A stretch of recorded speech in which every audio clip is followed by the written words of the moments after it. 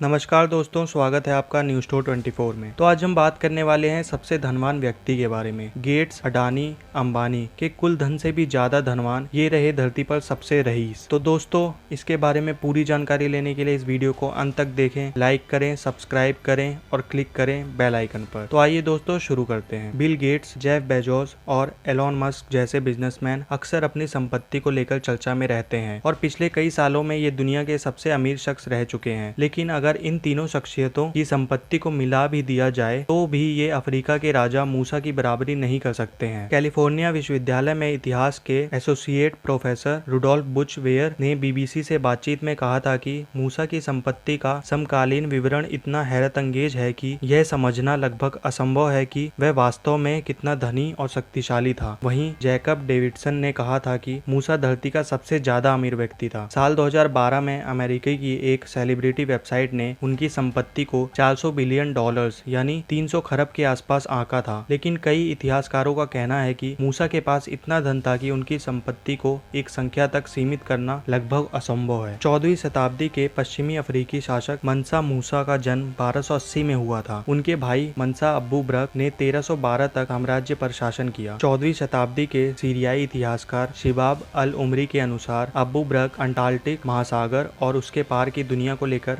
बहुत उत्सुक रहता था। मंसा अब्बू ब्रक कथित तौर पर 2000 जहाजों और हजारों पुरुषों, महिलाओं और दासों के बड़े के साथ वहां जाने का फैसला किया, लेकिन वे कभी लौटकर नहीं आए। इसके बाद ही मंसा मूसा ने साल 1312 में गद्दी संभाली और उसके शासन में माली के जबरदस्त विकास देखने को मिला। मूसा ने 24 से अधिक शहरों पर कब्जा भी किया था। उनका साम्राज्य 2000 मील तक फैला हुआ था। मूसा के साम्राज्य में सोने और नमक जैसे महत्वपूर्ण संसाधन का भी भंडार था। ब्रिटिश संग्रहालय के अनुसार मंसा मूसा के शासनकाल के दौरान माली के साम्राज्य में प्राचीन दुनिया के सोने का लगभग आधा हिस्सा था और ये सब मूसा का था। सोने और अन्य सामानों का व्यापार करने वाले प्रमुख व्यापारिक केंद्र भी उनके क्षेत्र में ही थे। मूसा का शासन ऐसे समय में आया जब यूरोपियन देश गृह युद्धों और संसाधनों की कमी में चलते संघर्ष कर रहे थे। उस दौर में सोने और नमक जैसे महत्वपूर्ण प्राकृतिक संसाधनों के कारण माली का साम्राज्य काफी फला फूला। दुनिया को मूसा की ताकत का तब अंदाजा हुआ जब उसने हज पर जाने का फैसला किया था। रिपोर्ट्स के अनुसार मूसा हज जाने के लिए 60,000 लोगों के साथ निकला था, जिनमें 12,000 गुलाम भी शामिल थे। इस बीच रास्ते में सहारा रेगिस्तान और मिस्र देश भी आया। महज 3 महीने कायरो में बिताने वाले मूसा ने इस क्षेत्र में इतना सोना बांटा कि मिस्र में सोने के दाम धड़ाम हो गए और इस क्षेत्र की इकोनॉमी 10 सालों तक मूसा के प्रभाव से उबर नहीं पाई। मूसा कई इस्लामिक स्कॉलर्स के साथ मक्का से लौटे थे। इनमें अबू अस हक भी शामिल थे, जिन्होंने मशहूर जिनगोरबर मस्जिद को भी डिजाइन कराया था। रिपोर्ट्स के अनुसार मूसा ने इस कवि को 200 किलो सोना दिया था, जो आज के दौर में 8 मिलियन डॉलर से अधिक होता है। अमेरिकी कंपनी स्मार्ट एसेट के अनुसार मूसा की हज यात्रा के चलते मिडिल ईस्ट को 1.5 बिलियन डॉलर्स की भारी भरकम राशि का नुकसान हुआ था। हालांकि हज से वापस लौटते समय उसने एक बार फिर मिस्र की इकोनॉमी को बेहतर करने में मदद की थी। School of African and oriental studies के छात्रा लूसी डोरेन के मुताबिक मूसा ने इतना अधिक सोना बांटा था कि माली के स्थानीय लोग उनसे नाराज रहने लगे थे, लेकिन इसके बावजूद उनकी संपत्ति में कोई खास बदलाव नहीं देखने को मिला। साल 1337 में मूसा की मौत 57 साल की उम्र में हुई थी। इसके बाद उनकी सत्ता को उनके बेटों ने संभाला था, लेकिन उनके राज में मूसा का साम्राज्य लड़खड़ाने लगा। इसके बाद इस क्षेत्र में यूरोपियन के आगमन ने चीजों को और ज्यादा बदतर कर दिया था। गौरतलब है कि आज माली दुनिया के 10 सबसे गरीब देशों में शुमार है। तो दोस्तों, इस वीडियो में दी गई जानकारी अगर आपको पसंद आई हो और भविष्य में ऐसी जानकारी प्राप्त करने के लिए इस वीडियो को ज्यादा से ज्यादा लाइक करें और शेयर करें। धन्यवाद।